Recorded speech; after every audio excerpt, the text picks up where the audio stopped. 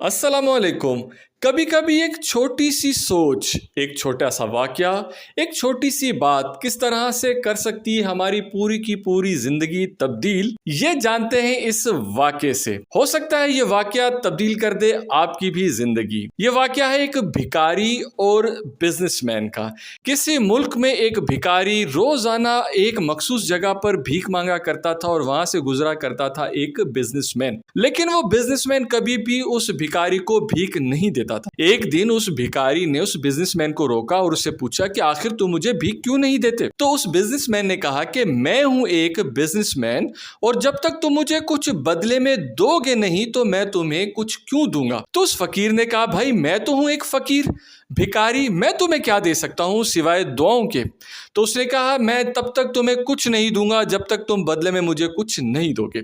यह कहकर वो बिजनेसमैन चला गया।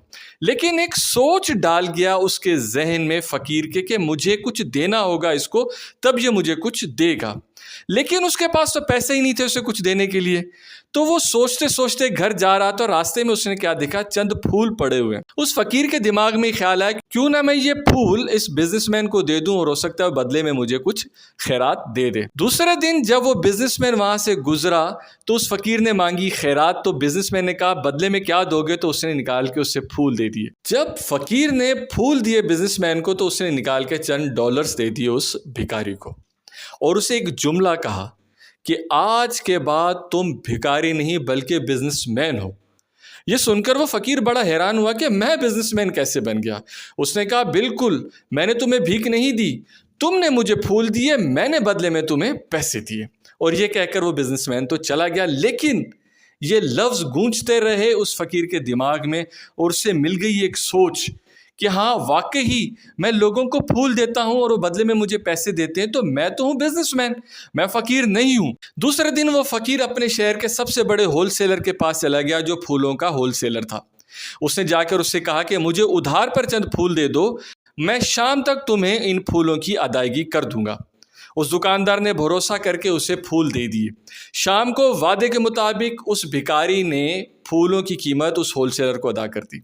दिन गुजरते गए, काम बढ़ता गया। दिन गुजरते गए, आहिस्ता आहिस्ता उस फकीर ने अपनी एक फूलों की दुकान बना ली।